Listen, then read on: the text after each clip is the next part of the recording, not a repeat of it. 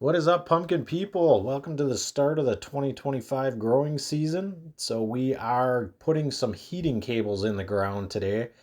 The tractor really helps with this, at least getting the initial dirt out of the way. So, it's a 6x8 area, which is the size of the hoop houses that we're going to put over the top of it that'll kind of seal the heat in. So, you still got to get in there with a shovel and kind of flatten everything out and do the final digging. I'm sure guys that are better with the backhoe can probably get a little better than me, but I still rely on the old manual labor aspect. And I'll tell you what, I got pooped out pretty quick. It was a long winter this year. So, but yeah, basically you get these down about 6 to 8 inches, and then we run the heat cables. This thing here is straight out of a horror film, but what this is called is a broad fork, and what this does is just loosen that soil up without really affecting too much of the microbes and all the goodies that are in the soil down there, and it also allows the water to drain a little more freely. So um,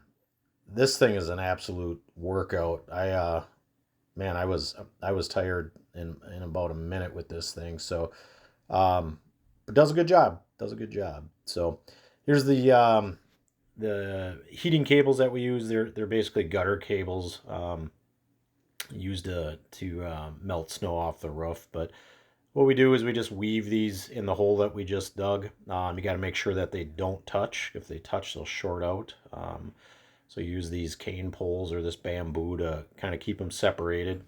And here I am just backfilling that, making sure that we've got dirt on top of them, making sure that they don't touch. So once I got the dirt in there, here's all the amendments that I'm basically just going to spray in that 6x8 area in each one of the hoop houses.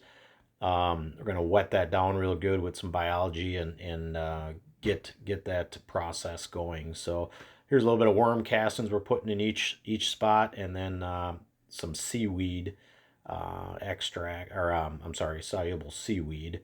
And here's all the goodies. Just adding that to about 50 gallons of water.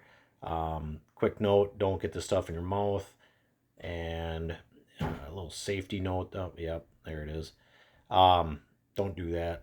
But just adding a little cocktail here, no precise measurements, just kind of a splash in that water, and then we're gonna heavily spray um, this first layer down. Then I'll backfill the rest of the dirt, and we'll really get it sprayed down good, and hopefully that'll start to kind of heat up. Those biologicals will hopefully help heat up the soil along with the heating cables, and really get this pumpkin to take off. So this was another nice cheat code, being able to use a tractor to help backfill that again.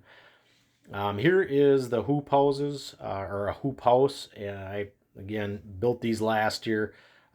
Put those wheels on; those were kind of a nice addition, so I could move those things around myself. But the hoop houses, I should have stored these in the shed last year. Three of them eat up a lot of space. I thought they'd be fine outside. I'd planned on taking the plastic off, but then hunting season came around, and I just didn't do it. So for that, yeah, they ripped, and yeah, that cost me 3 sheets of plastic. So here I am just cutting those to length, and then let's see, I bought a 10 foot by 100 foot roll, and when I designed the hoop houses, I didn't want to make too many cuts. So this works out. It's pretty quick to be able to go ahead and just roll it up on the bottom like I'm doing there, and get that screwed in, and you can kind of cinch up the other side and tighten these up really good. So it's a pretty easy, pretty simple process. Works really good. So these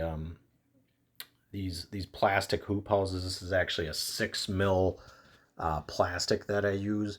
Um, it holds the heat in pretty good. Once we get this soil heated up, I do run little heaters in each side one of them. I mean, it holds it and keeps it fairly warm throughout the night. In the mornings, these things, as soon as the sun gets up, these things heat up ridiculously fast. So that's actually the bigger issue, is making sure that they don't get too hot in there. But here I'm replacing one of the ends. I just used that scrap piece of plastic that I pulled off of there to replace this, kind of reuse that. But same process, just rolling it up, screwing it to the bottom. And these are, you can see those green clips that are on there. That makes it so the front and the back can easily be opened, so I can get in there and water, or really control the temperature in there throughout the day. Again, like I said, it gets really hot in there really fast. Here's the little wheels, make it real slick for moving this thing in and out, so I don't have to keep bugging my wife. Getting this thing set up, basically right over the top of those heating cables, getting those tires taken off so I can put them on one of the other hoop houses so I can get it in place. And then here I'm just driving. I got some rebar T-post, and we're driving those down in the ground, make sure this thing doesn't blow away with the wind.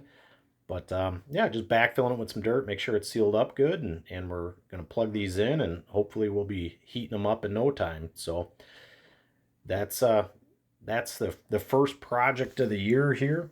So hopefully we will have our pumpkins out there in the next couple of days. Stay tuned.